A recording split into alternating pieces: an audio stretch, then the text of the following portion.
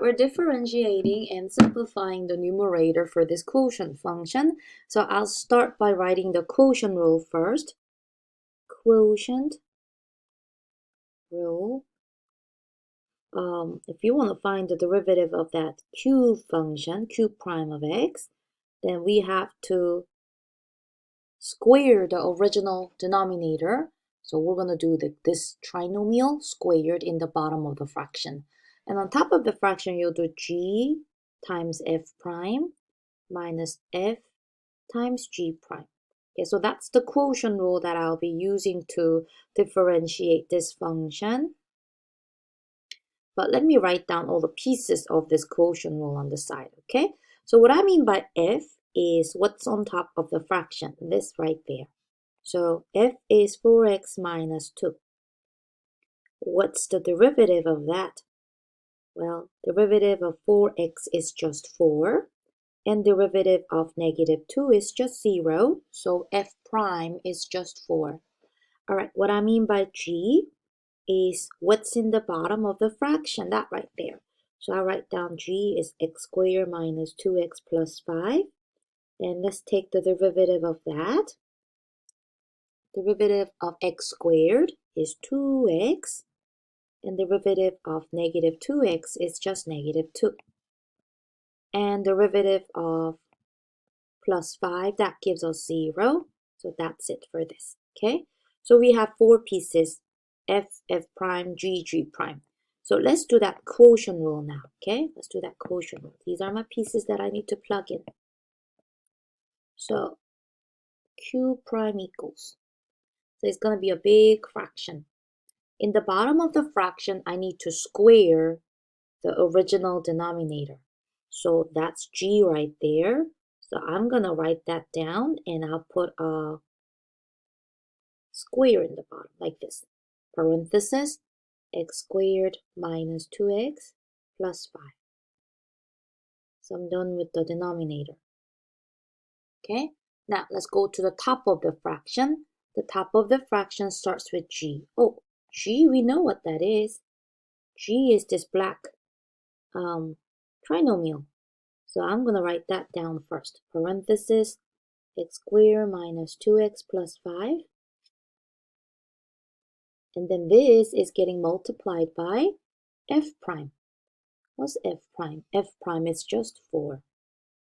So I'm going to put 4 here, but look, I like to just put it in the front because, you know, I'm going to distribute that 4 later, so I'll just put it in the front, okay? All right, that's looking good. Now what's next? And then I need the minus sign. You see there's a minus sign right there? So draw the minus sign. And next piece I need is f. Let's go find what f is. F is 4x minus 2. So put that 4x minus 2 in a nice parenthesis. And continue. Next thing I need is g prime. And g prime is this, 2x minus 2. I'm multiplying that purple binomial by this green binomial. So if you could do that, that's going to be already a 6 point out of 10 points. Okay, you set it up perfectly. Okay, now we're going to distribute this 4. And I'm also going to FOIL this part. I will FOIL this part. Okay, these two. All right, ready? So q prime of x, the derivative is equal to, and you know the denominator doesn't change. Just keep it exactly the same. X squared minus 2x plus 5 squared. Now let's FOIL that 4, okay? 4x squared minus 8x plus 20. Keep that minus sign, and now I'm going to FOIL that purple and green and put it in this parenthesis, okay? So let us FOIL this. Okay, look. I do 4x times 2x. That's 8x squared. I do 4x times negative 2. That's minus 8x. Negative 2 times positive 2x, negative 4x. And lastly, negative 2 times negative 2. That's positive 4. All right, so everything inside this purple parenthesis, they're going to have to change the sign because we're distributing that negative. Okay, So give me 1 second. Let me get everybody out of that parenthesis first, okay? Hold on. Let me mindlessly just copy this down. This is the same. The 4x squared minus 8x plus 20 weights. So you give me 1 second. I notice there are like terms here. You notice these two are like terms. They combine and give you negative 12x, right? They combine and give you negative 12x. So the next thing I'm going to do is I'm going to distribute this minus sign in. So everything in this parenthesis, they will change the sign. Okay? So look, that used to be plus 8x squared. That's now negative 8x squared. This green used to be minus 12x, but now that is plus 12x. And lastly, this used to be plus 4, but with that subtracting in the front, this will come out as minus 4. We're almost done. We're now going to find some like terms on the numerator to get the final answer, okay? X squared minus 2x plus 5 squared in the denominator. Let me circle some like terms, okay? So there is 4x squared, and there is minus 8x squared. 4 minus 8 will give me negative 4x squared. And let's find the other like terms. There is minus 8x, and there is positive 12x, and those two will add up to plus 4x. And lastly, we have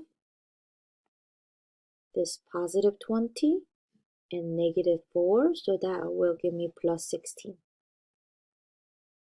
Now that's good, but I noticed that the numerator, all of them can be divided by 4, right? So let's take that out. And that's not necessary, but just to kind of try to simplify it. In fact, let me factor out negative 4 from it, okay? So everything here will change the sign, and I will divide all of them by 4, okay? So this negative 4x squared will turn into positive 4x squared. I'm sorry, positive x squared. And, if you divide this by negative 4, if you divide 4x by negative 4, that's going to be negative x, right? So that's negative x. And if you divide this last one, 16 by negative 4, you get minus 4. So that's going to be the inside part. And if you want to do the quick check by distributing this 4 back in, you'll get that same thing, okay? And then the numerator, or the denominator, is still that. I don't think it can be simplified any further, so that will be the final answer for this problem, okay? So for the quotient rule problem, just set it up very carefully. And when I was grading, the most common mistake was this. People are not subtracting the FG prime. So make sure you are subtracting so that you don't make a sign mistake for your final answer, okay?